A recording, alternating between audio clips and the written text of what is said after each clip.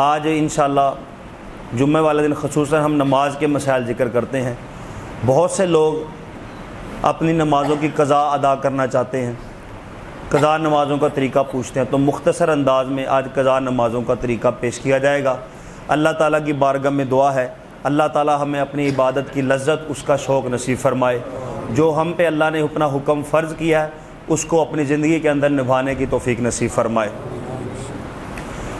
سورۃ الماؤن 30ویں پارے کے اندر پہلی آیت ہے فویل للمصلین۔ اس کا ترجمہ یہ ہے کہ فویل کا مطلب ہے خرابی ہے، للمصلین، مصلین کہتے ہیں نمازیوں کو، ان نمازیوں کے لیے خرابی ہے الذین هم عن صلاتهم ساہون، جو اپنی نمازیں بھولے بیٹھے ہیں۔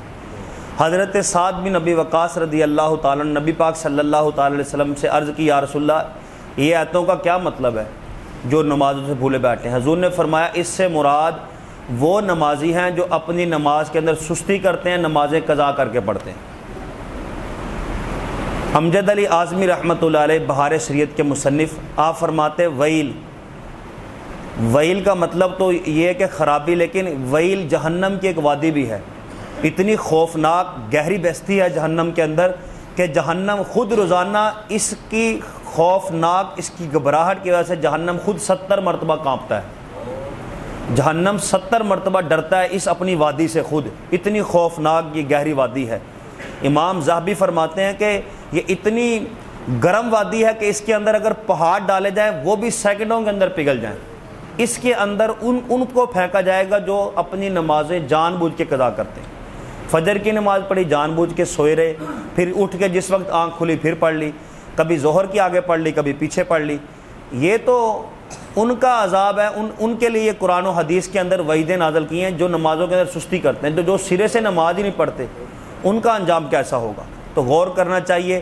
ہم میں سے تندور کے اندر ایک سیکنڈ منٹ کے لیے ہاتھ نہیں اندر رکھ سکتا، تو اتنی گرم وادی کے اندر جس سے جہنم خود 70 مرتبہ پناہ مانگتا ہے، جس کے اندر پہاڑ بھی ڈالے جائیں تو پگھل جائیں، اس کے اندر یہ قضا کرنے والوں کو اس وادی کے اندر پھینکا جائے گا۔ اور نبی پاک صلی اللہ تعالی علیہ وسلم نے یہ قضا کرنے والوں کا انجام، ان کے مناظر اپنی آنکھوں سے دیکھے ہیں۔ حضور فرماتے ہیں مجھے فرشتے آئے میکائیل اور جبرائیل وادی مقدسہ کے اندر لے گئے، مجھے وہاں پہ دکھایا کہ ایک بندہ کھڑا تھا ایک لیٹا ہوا تھا، جو کھڑا تھا اس کے ہاتھ کے اندر ایک بھاری پتھر تھا، اس نے زور سے لیٹے ہوئے شخص کے سر پہ مارا، اس کا سر کچلا گیا، پس گیا اس کا سر۔ حضور فرماتے ہیں کہ اب وہ تڑپ رہا تھا، اس کا سر کچلا گیا تھا، اب وہ پتھر دور جا کے گرا تھا، وہ شخص جس نے پتھر مارا تھا وہ پتھر اٹھانے گیا، پتھر اٹھا کے جب لایا اس کا سر پھر صحیح کر دیا گیا، پھر اسی طرح پتھر مارا گیا، پھر کچلا گیا، یہ قیامت تک یہ عذاب اس کو دیا جاتا رہے گا۔ حضور نے فرمایا کہ یہ بندہ ہے کون؟ عرض کی یا رسول اللہ صلی اللہ علیہ وسلم جو قرآن پڑھ کے بھلا دیتا ہے وہ، اور جو اپنی نمازوں کی قضا کرتا ہے، یا اللہ یا رسول اللہ صلی اللہ علیہ وسلم یہ وہ بندے ہیں۔ تو یہ نبی پاک صلی اللہ علیہ وسلم نے منظر دے، اور اللہ تبارک و تعالیٰ کبھی چاہے تو اس عذاب کو، اس کے مختلف مناظر کو دنیا کے اندر بھی ظاہر فرما دیتا ہے۔ امیر اہل سنت نے اپنی کتاب نماز کے احکام کے اندر ایک بڑا یہ واقعہ دردناک لکھا ہے کہ ایک شخص تھا، اس کی ہمشیرہ فوت ہو گئی، وہ باہر سے بیچارہ آیا، اپنی ہمشیرہ کے کفن دفن کے اندر شامل ہوا، تو جب وہ مٹی وغیرہ ڈالنے لگا تو کچھ اس کے ضروری کاغذات تھے، باہر کے نیٹ نشر کے کاغذات یا کوئی اس کے پیسے وغیرہ ہوں گے، تو وہ قبر کے اندر کہیں گر گئے۔ اب وہ بڑا پریشان تھا کہ یہ بڑا نقصان والا کام ہے، یہ کاغذ بڑے ضروری ہیں۔ علماء کرام سے مشورہ کیا، اجازت لی، قبر کھولی، جب قبر کھولی تو کیا دیکھتا ہے بہن کی قبر جو ہے وہ آگ کے انگاروں سے بھری ہوئی ہے، آگ کے انگاروں کے اندر بہن لپٹی ہوئی ہے۔ اب وہ کاغذ کیا نکالنے تھے اپنے، جوں تو کر کے مٹی ڈالی، بھاگتا ہوا دوڑتا ہوا گھر آیا، ماں بہن کون سا گناہ کرتی تھی؟ ماں نے کہا بیٹا تیری بہن کے اندر کوئی ایسا ویسا گناہ نہیں تھا کہ جو میں تیرے لیے شرمناک ہو، تیری بہن کوئی بڑا گناہ ایسا نہیں کرتی تھی، ہاں ایک بات تھی میں اس کو بڑا سمجھاتی تھی، یہ نماز کے اندر سستی کرتی تھی، ان کو قضا کر کے پڑھتی تھی۔ علماء کرام نے کہا کہ بس تو نے جو سزا دیکھی ہے اسی کی سزا ہے۔ تو یاد رکھیں کہ جو بندے کے ذمہ نمازیں ہیں یہ اس کے سر پہ بوجھ ہے مرتے دم تک، قبر کے اندر بھی پیچھا نہیں چھوٹے گا، تو یہ بوجھ اگر قبر کے اندر چلا گیا پھر بڑا نقصان ہے۔ اب دنیا کے اندر ہمارے پاس وقت ہے، اب ہم اپنی نمازوں کی قضا کر سکتے ہیں، تو اپنے بندے کو اپنی نمازوں کی قضا زیادہ سے زیادہ کرنی چاہیے۔ جان بوجھ کے چھوڑنے والا گنہگار ہے۔ ہاں کچھ ایسی چیزیں ہیں کہ نماز چھوٹ جائے تو پھر گناہ نہیں ہوتا، مثال کے طور پہ نیت کر کے سویا تھا کہ اٹھ کے نماز پڑھوں گا لیکن آنکھ ہی نہیں کھلی. اب اس کے اندر بندے کی کیا قدرت؟ یہ اللہ کی طرف سے ایسا ہو گیا کہ بندے کی آنکھ ہی نہیں کھلی. اب یہ معافی ہے، جب آنکھ کھلے حضور نے فرمایا اسی وقت نماز کا ہے، وہ آنکھ کھلے نماز پڑھ لے. اسی طرح بندہ نماز پڑھنا ہی بھول گیا، یاد ہی نہیں رہا، ذہن سے نکل گیا، یا کوئی ایسی مجبوری بن گئی کہ نماز چھوٹ گئی، تو وہ اس کی کوشش تھی کہ نماز پڑھوں. جس طرح کہ نبی پاک صلی اللہ تعالی وسلم جنگ لڑ رہے تھے، جنگ بہت شدید ہوگی کافروں کے ساتھ، تو عصر کی نماز وہ تیر اندازی کی وجہ سے، جنگ لڑنے کی وجہ سے نبی پاک صلی اللہ علیہ وسلم اور صحابہ کرام کی نماز نکل گئی، نماز قضا ہوگی. حضور کو اتنا افسوس ہوا، حضور نے فرمایا یا اللہ ان بدبخت کافروں کی وجہ سے تیرے محبوب تیرے نبی کی اور اس کے امتیوں کی صحابہ کی نماز چھوٹی ہے. ان کافروں کے دلوں کو، ان کے گھروں کو، ان کی قبروں کو یا اللہ آگ سے بھر دے، انہوں نے نبی کی نماز چھڑوا دی. تو یوں نبی پاک صلی اللہ تعالی وسلم کی نماز قضا ہوگی. ایسا معاملہ، کوئی ایسا وجہ بن جاتی ہے، معاملہ بن جاتا ہے کہ بندے کو نماز کا ٹائم ہی نہیں مل پاتا، تو اس وجہ سے بھی اگر نماز قضا ہو جائے تو اس کا گناہ نہیں ہوتا، تو پھر بندہ بعد میں پڑھ لے. لیکن جان بوجھ کے قضا کرنا یہ بہت بڑا گناہ ہے، بندے کے سر کے اوپر یہ بوجھ ہے، یہ بندے کو ہر صورت میں اتارنا ہی اتارنا ہے. آج نہیں اترے گا تو پھر قبر کے اندر اتارنا مشکل ہو جائے گا. اب شریعت اسلام اپنے ماننے والوں کو بہت زیادہ آسانیاں دیتا ہے. اسلام ہمارے اوپر بوجھ نہیں ڈالتا، اگرچہ کوتاہی ہماری ہے، غلطی ہماری ہے، لیکن اسلام نے دیکھیں ہمیں کتنی سہولتیں دی ہیں. اگر بندہ اب بھی اپنی نماز قضا نہ کرے تو پھر اس کی کوتاہی ہے، اس کی سستی ہے. اب بندے نے اپنا کام کاج کرنا ہے، کاروبار بھی کرنا ہے، بندے کے اوپر نماز قضا کرنا تو واجب ہے. اب پتہ نہیں کسی کے اوپر 500 نماز قضا ہو، کسی کی 1000 بنتی ہوں. اب شریعت یکدم مطالبہ نہیں کرتی کہ نہیں سارے کام کاج چھوڑ کے، ہر معاملہ چھوڑ کے قضا کرو. شریعت نے بہت زیادہ آسانی دی ہے. اب بندے کے ذمے بال بچوں کی پرورش، ان کی دیکھ بھال بھی ہے، اپنے معاملات بھی ہیں، سونا کھانا پینا بھی ہے. اب شریعت کیا آسانی دیتی ہے، یہ میں آسانی آپ کے سامنے عرض کرتا ہوں، پھر آپ کا بھی انشاءاللہ دل کرے گا کہ اتنا موقع ہمیں شریعت نے دیا ہے، اتنی آسانی ہمارے لیے پیدا کی ہے، ہمیں اپنی نمازیں قضا کرنی چاہیے. شریعت نے ترتیب کے اندر ایک تو آسانی دی ہے، ترتیب کے اندر شریعت نے یہ آسانی دی ہے کہ اب بندہ جس طرح چاہے اپنی نمازیں قضا کر لے. یعنی کسی کے ذمے بہت سی نمازیں قضا ہیں، سب سے پہلے تو وہ حساب لگائے گا میری کتنی نمازیں قضا ہیں. اگر اب پتہ ہے کہ میرے اتنے سال سے نمازیں چھوٹ رہی ہیں تو 12 سال اپنی زندگی کے نکال کے، مرد اور عورت 9 سال، کیونکہ 9 سال سے پہلے عورت نابالغ ہوتی ہے اور 12 سال سے پہلے لڑکا نابالغ ہوتا ہے، تو نابالغ کی عمر کی یہ تو معاف ہوتی ہیں. تو اپنی زندگی کے پہلے 12 سال نکال کے اس کے بعد اب وہ اس کی زندگی کتنی عمر اس کی بن گئی ہے، کب سے وہ نمازیں نہیں پڑھ رہا، بندے کو ہر ایک کو اپنا حساب ہوتا ہے، تو کیلکولیشن کرنا کوئی مشکل کام نہیں ہے، اتنی میری نمازیں بنتی ہیں. اور اگر نہیں بھی تو پھر بندہ اندازہ لگائے کہ جہاں دل جمتا ہے، غالب گمان ہوتا ہے کہ زیادہ سے زیادہ میری اتنی ہو سکتی ہیں، 500 نمازیں میری زندگی قضا ہو سکتی ہیں. تو اب وہ ان کو اب اس نے قضا کرنا ہے. اب شریعت نے پہلی آسانی اس کو دی ہے ترتیب کے اندر. وہ چاہے تو اپنی زندگی کی پہلے فجریں قضا کر لے، چاہے تو ظہریں قضا کر لے، چاہے عصریں قضا کر لے، مغرب کر لے، عشاء کر لے، اس طرح کر لے، یا چاہے مکس کٹھی ساری قضا کر لے. ترتیب کے اندر اس کو آسانی ہے، جس مرضی انداز کے ساتھ وہ اپنی قضا نمازوں کی قضا شروع کر لے. دوسری آسانی تعداد کے اندر شریعت نے دی ہے. تعداد کے اندر یہ آسانی ہے، ہم جو دن رات میں نمازیں پڑھتے ہیں ان کی رکعتوں کی تعداد 48 بنتی ہے. اب شریعت ہم سے یہ مطالبہ نہیں کرتی کہ تم 48 رکعتوں کی قضا کرو، نہیں، اب ہم نے کل جو نمازوں کی قضا کرنی ہے وہ 20 رکعتیں بنتی ہیں. یعنی ہر نماز کے فرض، فجر کے 2 فرض، ظہر کے 4، عصر کے 4، مغرب کے 3، عشاء کے 4 فرض اور عشاء کے 3 وتر، یہ کل ملا کے 20 رکعتیں بنتی ہیں. تو شریعت نے رکعتوں کے اندر ہمیں آسانی دی ہے، 48 سے کم کر کے 20 رکعتیں رکھی ہیں.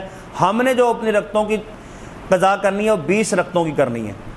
اور اس کے اندر بھی آسانی ہے، وہ 20 رکعتیں چاہے آپ ایک دن کے اندر قضا کریں، چاہے 2 رکعتوں کی کر لیں، چاہے 4 کی کر لیں، 6 کی کر لیں، وہ آپ کے لیے آسانی ہے، آپ جس طرح مرضی قضا کر لیں.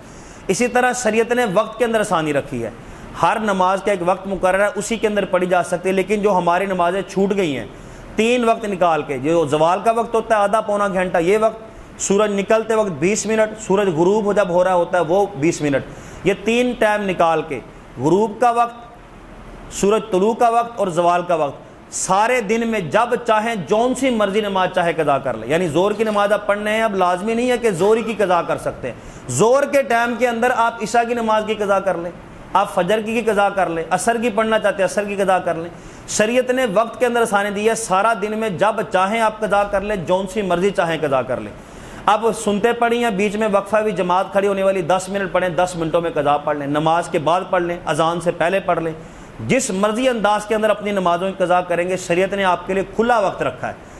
اب وقتی نماز کے لیے تو وقت مقرر ہے، آگے پیچھے نہیں پڑھ سکتے، لیکن قضا نمازوں کے لیے یہ آسانی دی ہے کہ وقت کھلا ہے، جس طرح مرضی، جون سی مرضی، جس مرضی نماز کے وقت وہ قضا کر لیں، اور جتنی مرضی کر لیں، چاہے ایک دن کے اندر 20 نمازوں کی قضا کر لیں، 100 کی کر لیں، چاہے 2 کی کر لیں۔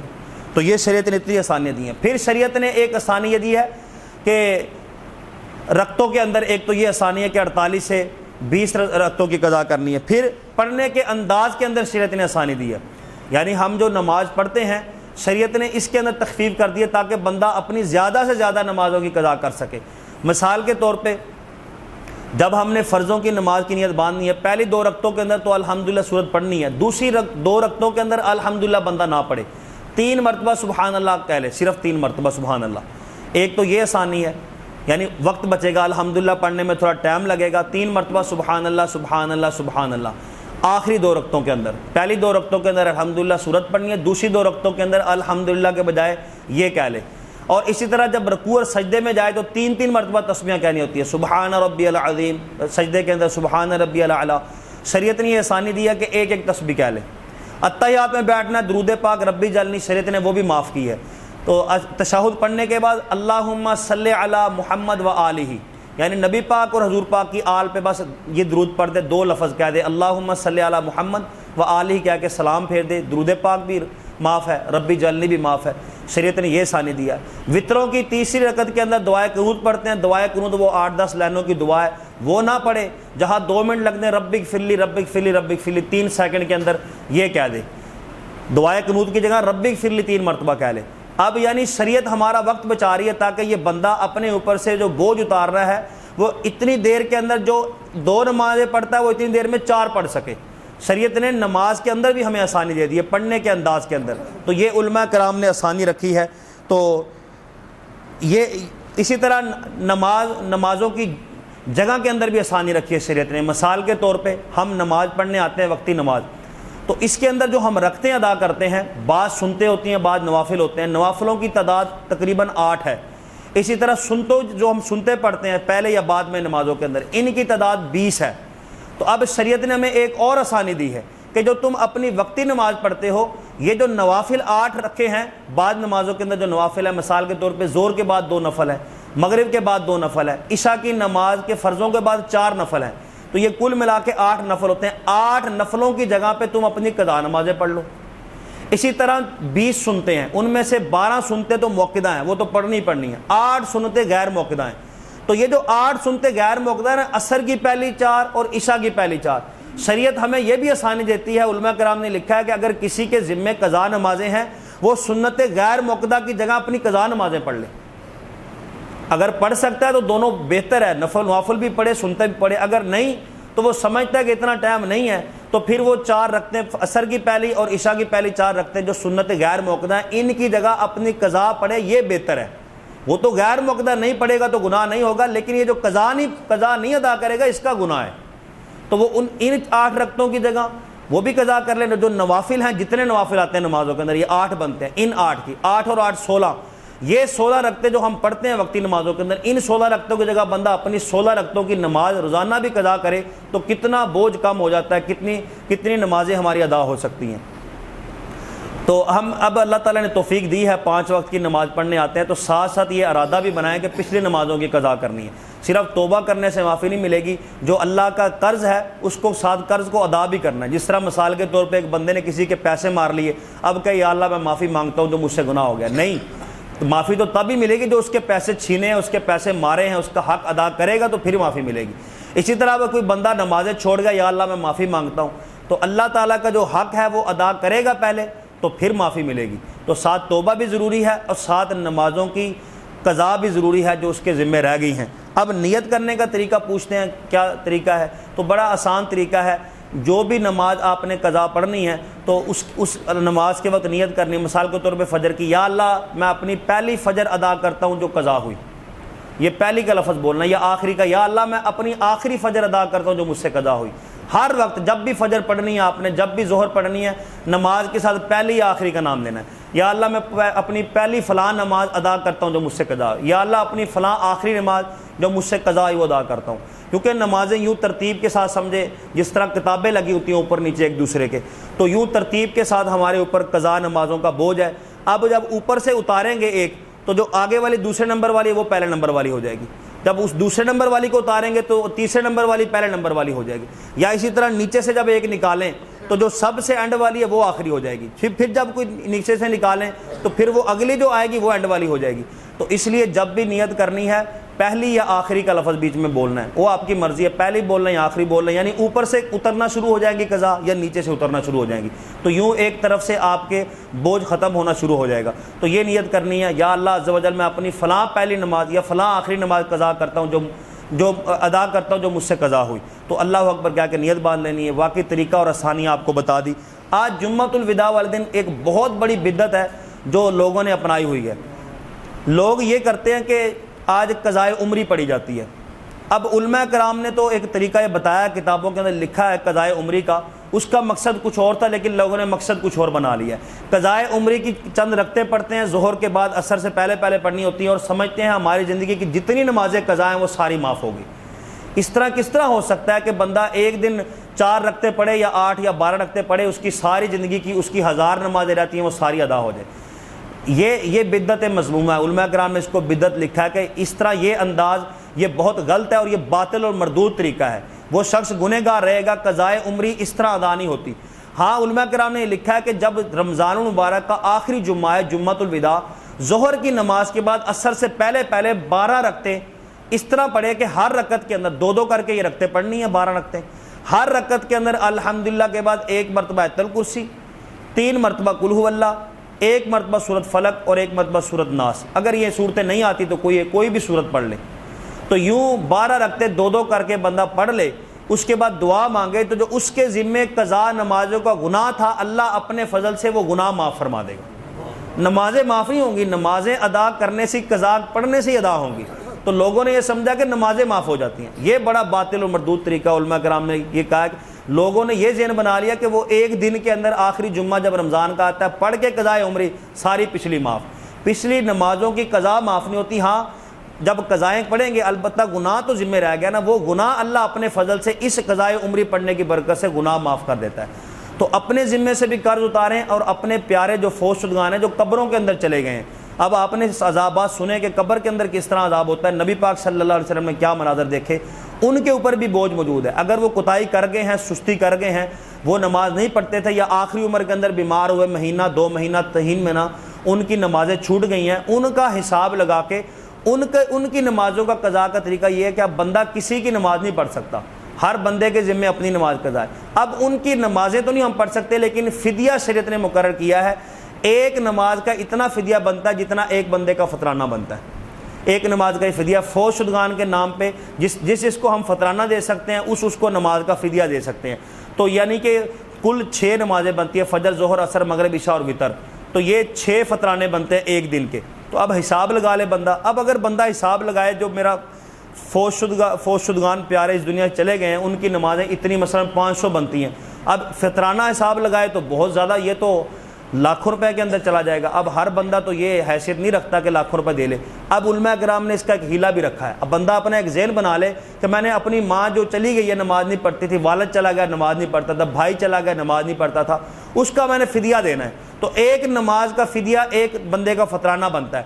اب وہ بندہ اپنا ذہن بنا لے، اللہ نے جو اس کو توفیق دی ہے، اس کے پاس 20,000 ہے، اس کے پاس 50,000 ہے، 70,000 ہے، 30,000 ہے، وہ جتنا بھی نکالنا چاہتا ہے وہ اتنے پیسے دے دے، اتنے پیسوں کے اندر اس کا ہیلہ ہو کے، وہ ہیلے کے 3-4 طریقے ہیں مختلف، انہی پیسوں کے اندر اس کے اس فوت شدگان کا نماز کا فدیہ ادا ہو سکتا ہے۔ اس کی ایک برکت تو یہ ہوگی قضا نمازوں کا بوجھ ختم ہو جائے گا، اللہ چاہے گا تو اپنے فضل سے گناہ بھی معاف فرما دے گا۔ تو اپنے فوت شدگان کو بھی یاد رکھیں، فدیہ دینا چاہیں تو اس کا طریقہ، کوئی بعد میں مسائل اس کے پوچھنا چاہے، طریقہ پوچھنا چاہے تو ہم حاضر ہیں، اپنے ذمے جو قضا نمازیں ہیں ساتھ ساتھ ان کو بھی ادا کریں۔ اللہ تعالیٰ کی بارگاہ میں دعا ہے جو ہم نے سنا، اللہ تعالیٰ یاد رکھنے کی توفیق عطا فرمائے۔